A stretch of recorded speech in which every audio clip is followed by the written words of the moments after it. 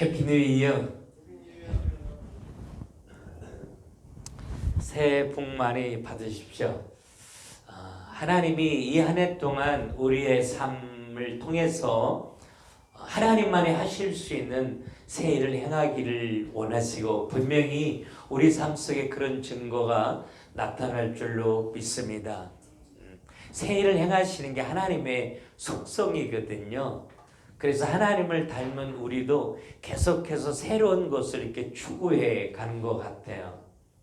제가 90년도에 이렇게 교도 사역을 할 때 노량진 수산의 그 사장이었던 노총양 씨가 하얏트 호텔에서 큰 핸드폰을 정말 큰 거를 들고 막 다니는데 신기하다 그랬거든요. 근데 지금은 핸드폰으로 모든 걸 해결하잖아요. 아니, 인공지능 시대가 지금 우리 앞에 펼쳐지고 있잖아요. 계속해서 이렇게 신기하고 놀라운 새 일들이 이루어지는 것 같아요.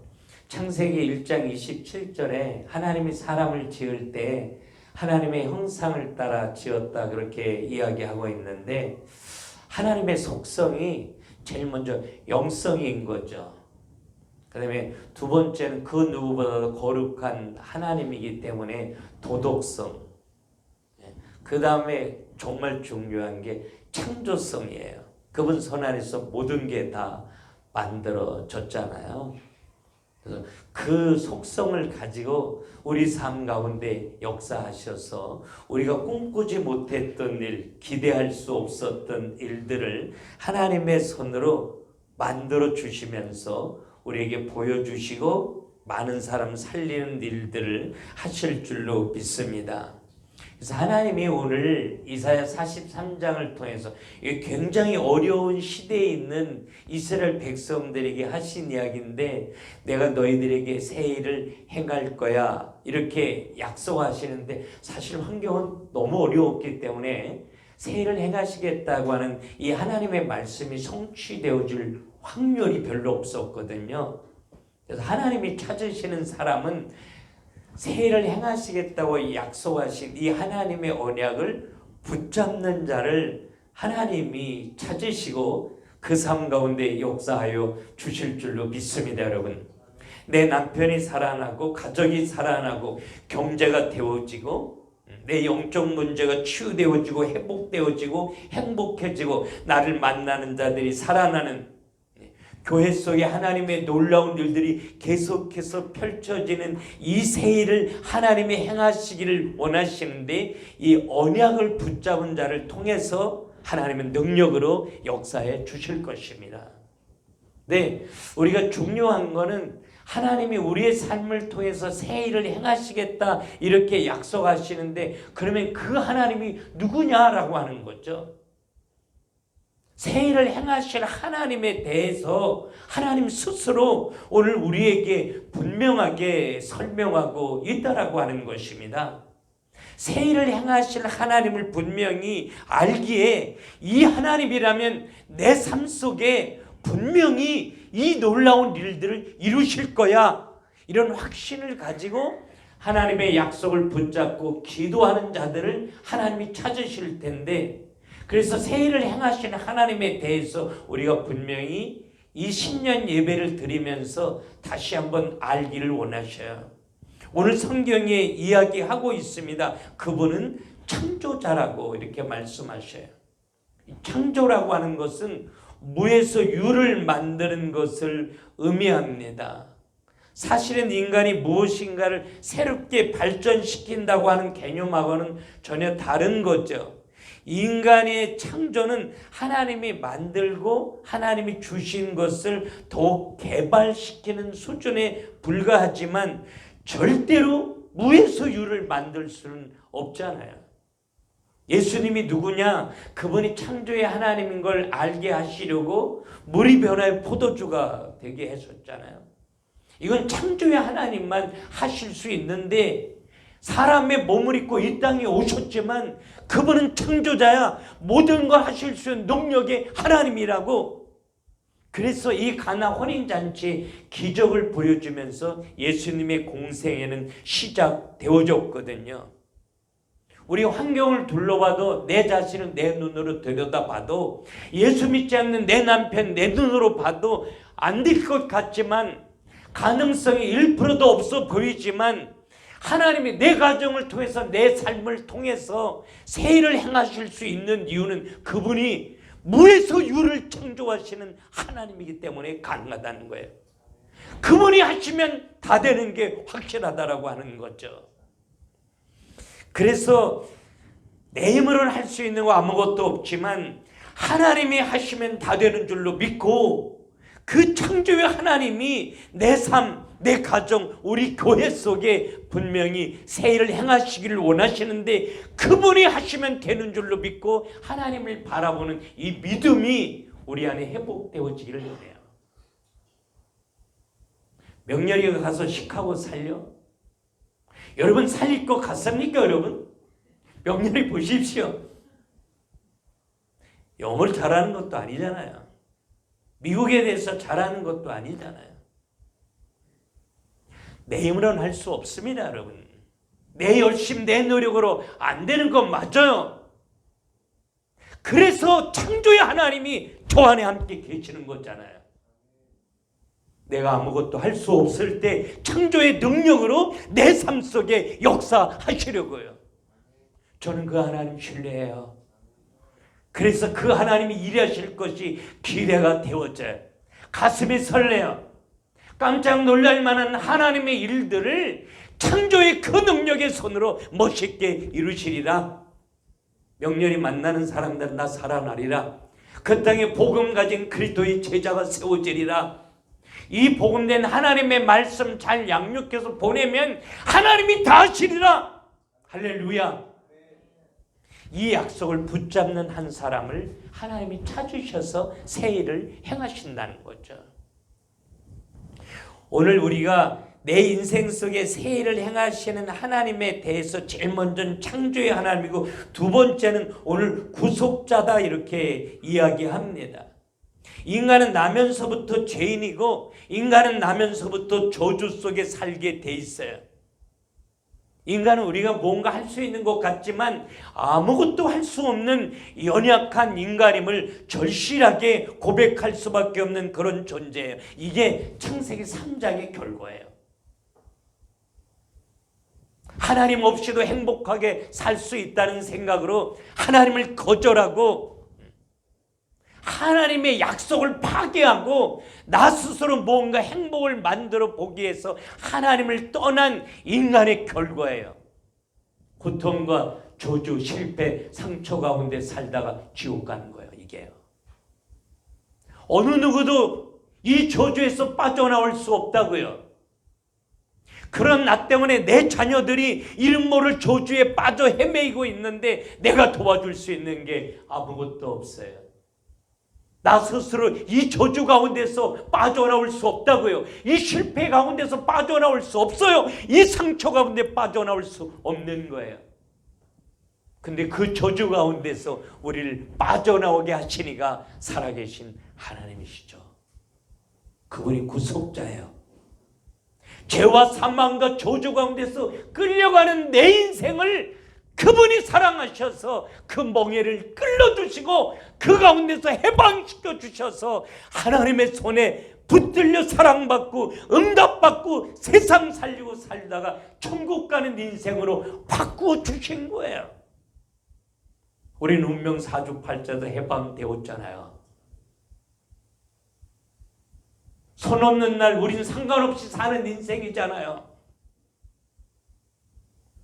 죄와 사망과 저주에서 해방되어진 하나님의 사람이기 때문에 로마서 8장 2절에 생명의 성령의 법이 죄와 사망의 법에서 우리를 해방시켜 주었다고 말씀하고 있잖아요. 여러분, 절대로 여러분의 인생은 실패로 끝나지 않습니다.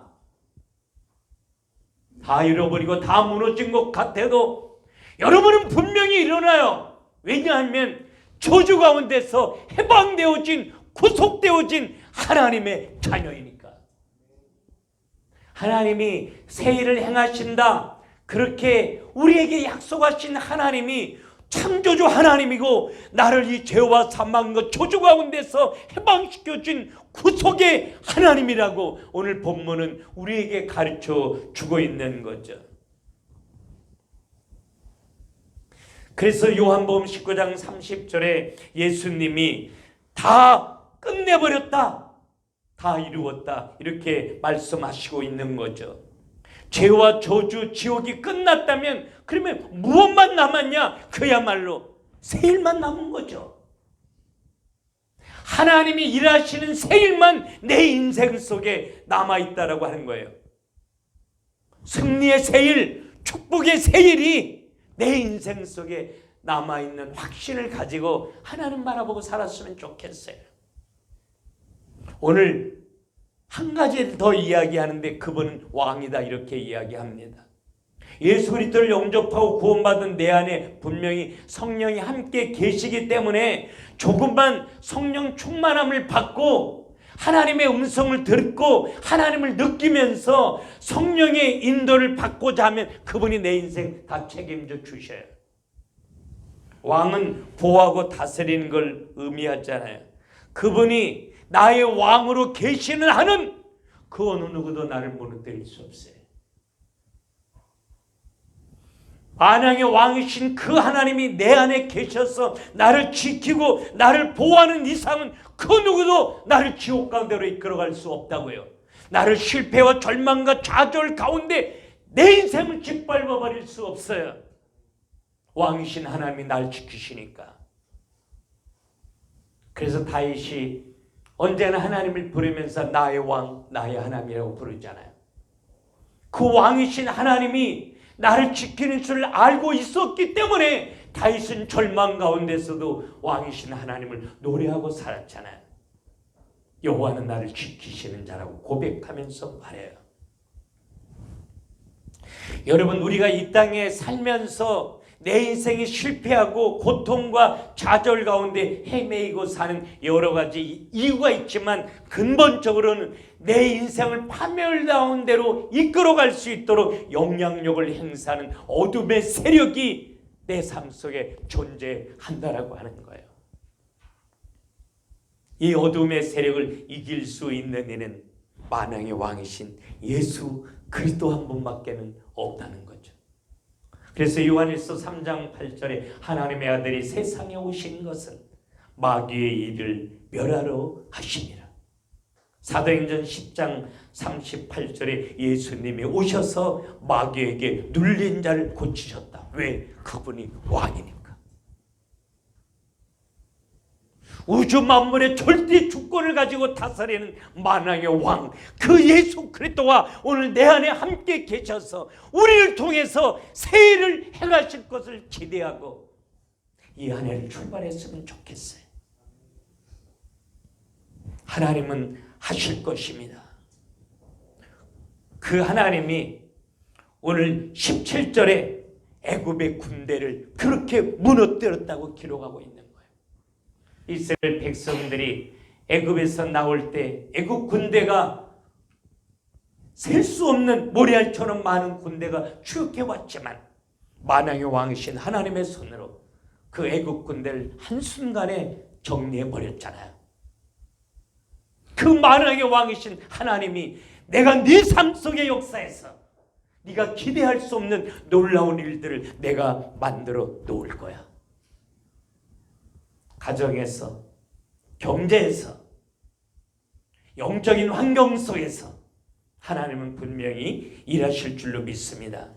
이제부터 이 하나님 안에서 우리가 해야 될 일이 있어요.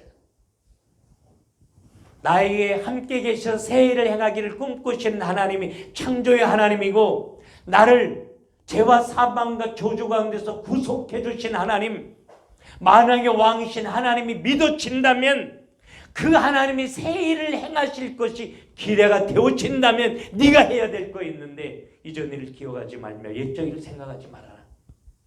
부모로부터 받은 상처, 실패하면서 받은 상처, 경제로부터 얻은 상처, 이 모든 상처를 이제는 내려놔라. 과거의 상처로부터 벗어나봐라. 이전 것은 지나가 버렸으니까. 여러분, 하나님이 새 일을 행하시는데 가장 커다란 적은 상처예요. 상처가 더 이상 나를 앞으로 나아가지 못하게 만듭니다. 그래서 이제 이 한 해를 출발하면서 하나님, 내가 성장하면서 받은 상처, 부모로부터 받은 상처, 내 아내, 내 남편으로 받은 상처, 실패하면서 무너지고 깨어지면서 얻어진 내 안에 이 깊은 상처가 복음 대신 예수 그리스도의 은혜로 치유되어지고 회복되어지게 하옵소서. 결코 상처에 매이지 않는 자 되어지게 하옵소서. 가정이 깨어지는 것도 문제지만 더 문제는 그 상처로 매여 있는 게 문제예요.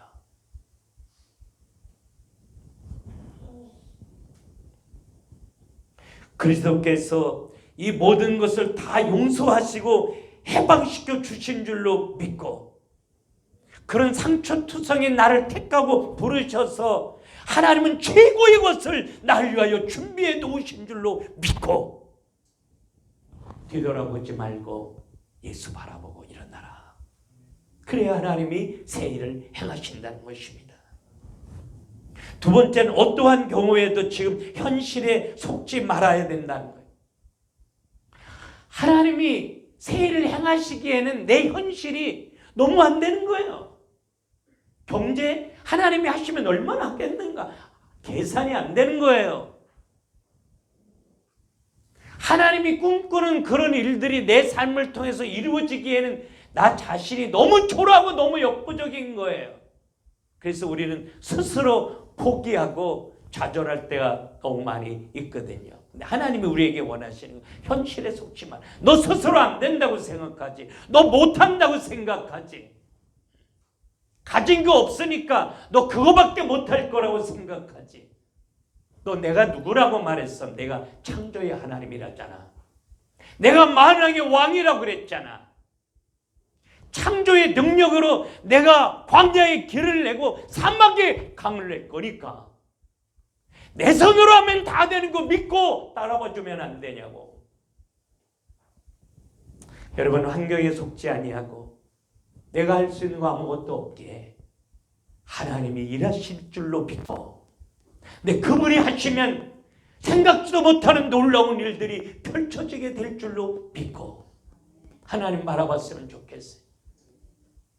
제가 여러 번 간증해, 엊그저께도 제가 경제 무너진 사람한테 간증했는데, 미국에서 목회할 때 장로님이 뱅크럽 당하고 햄버거를 하나 사면 아들이 둘인데 셋이 앉아서 햄버거를 세 조각으로 나눠서 먹고, 크레딧 다 무너졌으니까 아파트도 못 얻고 조그만 아파트 룸메이트로 조그만 아파트에 셋이 옹기종기 사는데, 여러분, 오늘을 어떻게 살아야 될지 모르는 장로님에게, 장로님 이 기도 제목을 가지고 기도하십시오. 우리 교회 선교는 장로님 손을 통해서 다 이루어지도록.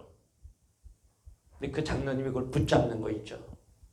모든 사람이 미친놈이라고 그랬죠. 그렇게 기도하는 장로님을 3년 만에 밀리언짜리 집을 짓고 성경할 때 골드카드를 줄 수 있게 하나님이 하시더라고요. 생각지도 못하는 놀라운 일들이 어렵지 않게 펼쳐지는 걸 보면서 하나님이 하시면 다 되는 거 맞구나. 그분은 광야의 길을 내시고 사막의 강을 내시는 창조의 하나님, 능력의 하나님인 거 맞구나. 그 하나님이 이 한 해를 출발하는 우리를 향해서 내가 너에게 새 일을 행하고 싶어. 그래야 네 가정 사니까, 그래야 교회 사니까, 그래야 열방이 살아나니까 네 삶을 통해서 새 일을 행하고 싶다고 날 바라보고 따라와 주면 안 되냐고. 이게 오늘 이사야 43장을 통한 하나님의 간절한 음성인 줄로 믿고 환경에 속지 않고 예수 바라보며 일어났으면 좋겠어요. 하나님은 살아계신 하나님이기 때문에 그런 것입니다. 여러분, 지금 어떤 문제가 있습니까? 문제 해석을 잘 해야 된다라고 하는 거예요. 우리가 만난 어려움은 하나님이 내게 새 일을 행하시는 하나님의 시간표인 줄로 믿어야 됩니다. 이스라엘 백성들이 포로로 바벨론에 끌려가요. 나라 다 잃어버리고 끝난 거잖아요. 사실은요, 그 바벨론 포로를 끌려가는 와중에 하나님은 다니엘 세 친구를 통해서 바벨론을 살리고 세계를 살리는 꿈을 성취하는 하나님의 시간표였어요. 그렇게 끌려온 에스더가 유대 민족을 살리는 하나님의 귀한 일꾼으로 세워지는 시간표였어요. 포로를 끌려오는 처절한 아픔이 없었다면, 이 문제가 없었다면 그들이 어떻게 바벨론과 세상을 살리는 놀라운 새 일을 하나님이 행하실 수 있었겠어요? 우리가 해결할 수 없는 문제 여러분 있습니까? 괜찮습니다. 하나님이 새 일을 행하신 시간표가 온 줄로 믿고 창조의 하나님의 손으로 역사하여 주옵소서. 내가 할 수 있는 거 아무것도 없기에 나를 택하고 부르시고 나를 통해 새 일을 행하시는 하나님을 기대하며 하나님 바라봅니다. 그 한 사람을 하나님이 찾으시는 거죠. 여러분 혹시 가정적으로 어려운 문제가 있습니까? 신명기 32장 1절 보셔요. 독수리가 둥지를 계속 흩트립니다. 새끼를 낳고 날개도 제대로 붙어있지 않은 새끼를, 그 새끼가 둥지 밖으로 떨어져요. 날개가 없으니까 버둥버둥 거려도 날아지지 않아요. 그래서 땅바닥에 떨어질만 하면 날개를 피고 받아가지고 또 둥지에다 놓고 또 흩어져요. 계속 반복해요. 왜냐하면 이 독수리는 어미가 물어다주는 모기를 받아먹고 끝날 그런 인생이 아니라 폭풍이 불면 오히려 더 높은 천공을 날아갈 수 있는 새로 성장하기 위한 거예요.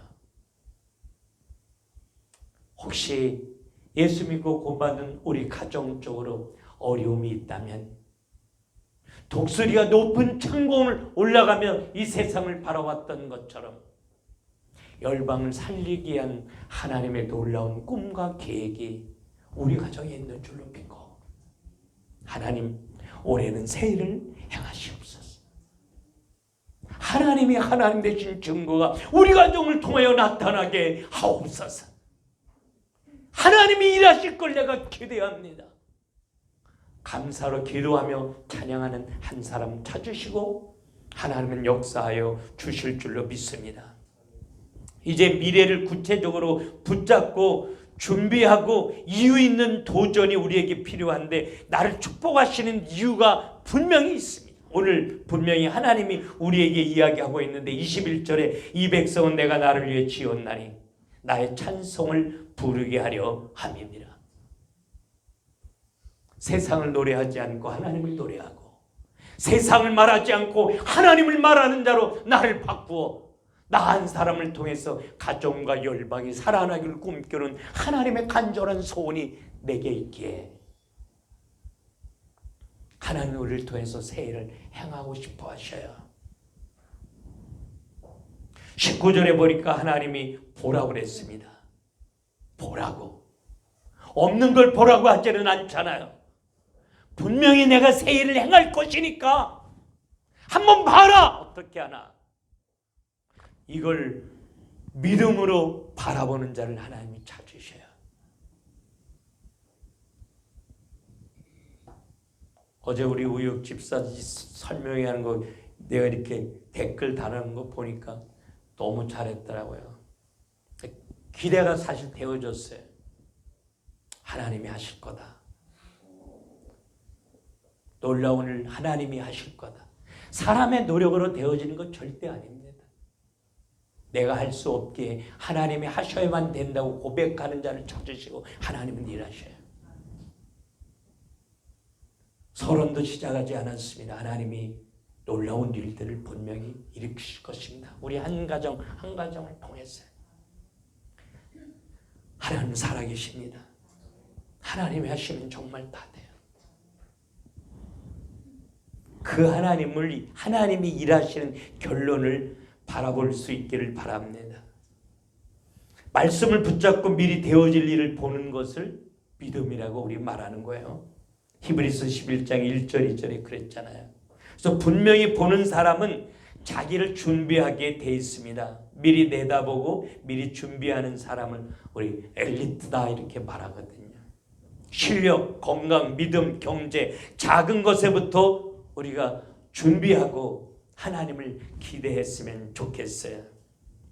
예, 결론입니다. 이사야 전체를 보면 정말 하나님이 하려고 했던 일이 4가지더라고요. 하나님이 하시고 싶은 일 4가지. 그러니까 우리 인생의 목표, 또 우리 교회의 목표가 됐으면 좋겠어요. 첫째는 이사야 6장 13절의 후대 운동이었어요. 제가 어제 준영이 이야기하면서 정말 우리 후대를 생각하면 늘 마음이 아픈 목사 중에 한 사람이에요. 우리 자녀들이 이 어두운 세상에서 어떻게 믿음을 지킬까? 정말 영적으로 깜깜한 어두운 시대가 오기 때문에 정말 후대들이 복음 가지고 하나님 앞에 잘 설 수 있도록 우리 어른들 정말 도와줘야 됩니다. 내 새끼부터 복음의 제자 삼으려고 기도할 수 있어야 됩니다.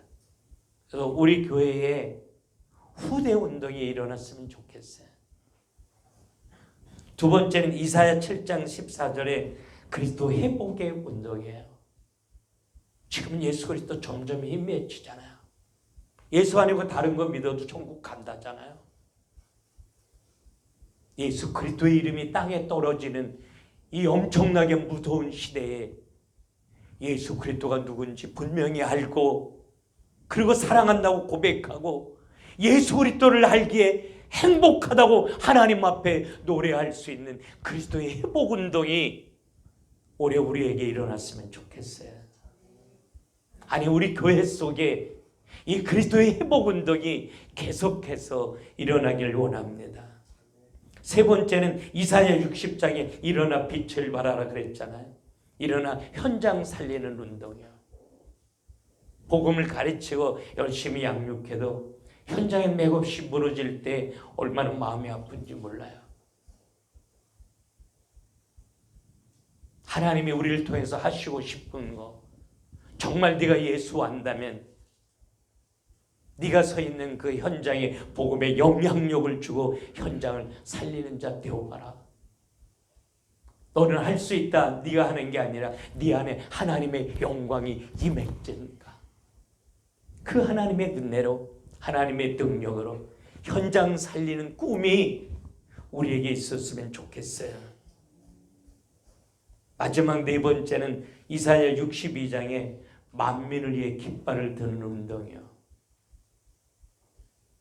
제가 그냥 개인적으로 국내 선교 하나 정리하고 오랫동안 선교했던 중국 선교 하나 정리했는데 앞으로 우리 교회를 통해서 정말 만민을 위해 깃발을 드는 세계 선교를 감당하는 이제 그런 교회가 되어졌으면 좋겠어요.